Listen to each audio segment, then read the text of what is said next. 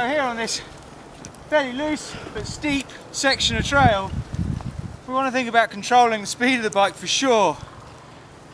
When we talk about decelerating in the section, we're not talking about not controlling your rate of acceleration. If you ride into this section and simply let go of the brakes, you're going to end up somewhere down there in Newhurst rather than make this corner.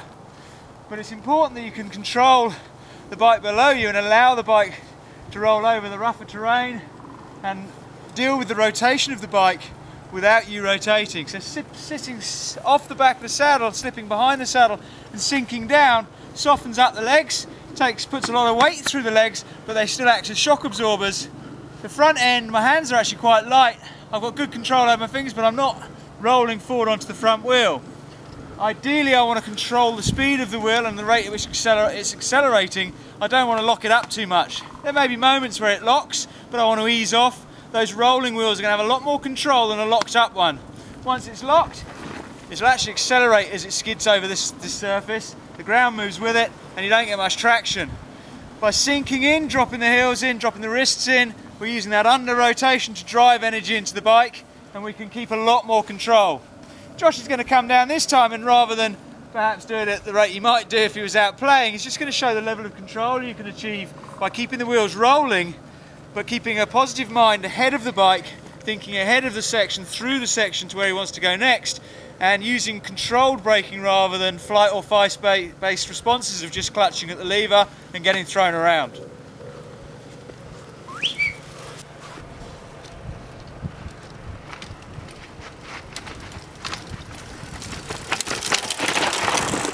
So with those heels dropping, Josh is staying in a pretty much centred and upright position vis-a-vis the bottom bracket.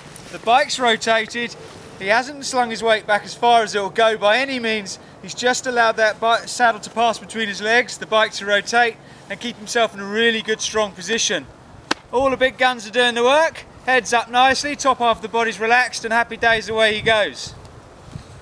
From a psychological point of view, it's really easy to freeze. When the terrain in front of you gets steeper, you go from controlling the speed and all of a sudden your body takes over, and rather than just controlling the acceleration, it decides it wants to try and stop the bike.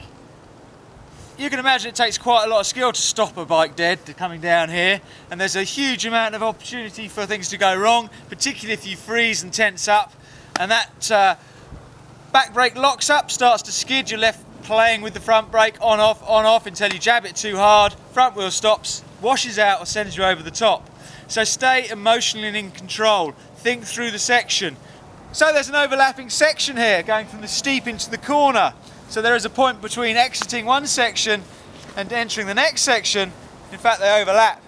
So realistically, as I'm heading into this section, although Josh could have carried a lot more speed through this bit, he wouldn't be able to carry it through that corner necessarily. So planning ahead, not just for the section you can see, but the one beyond. There is very limited opportunity to decrease your speed, and actually through this corner we want to accelerate through the corner by going in slow and fast away, or going in slower and faster away. Most of us are happy to carry quite good speed when the terrain is fairly level or a slightly downhill. The moment it steepens up, it kind of sends a bit of a blood rush and it feels like we're going much faster. Coming down here, you're probably not going much faster than 10 miles an hour, 12 miles an hour, but it can quickly start to feel like a lot faster if you start looking 3 or 4 inches in front of your front wheel.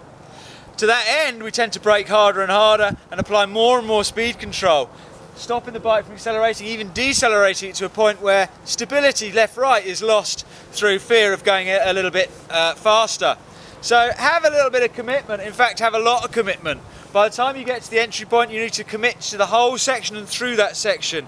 A loss of commitment halfway down again is going to see flight or fight tendencies kick in, either grabbing a whole handful of brake and freezing, rolling forward as we do so and ending up losing the front wheel as it washes out, or worse still going over the bars, or the fight based of just mounting up, letting go and letting fly, which sometimes works but a lot of the time ends up down at A&E. So on a loose, steep section, we don't just need to think about speed control in isolation, but we can see how footwork, looking, body position and the emotional and psychological elements all start to play a part. Loose, bumpy is one thing, steep and rooty is quite another. Lots of similarities, but a few other things and considerations to think about.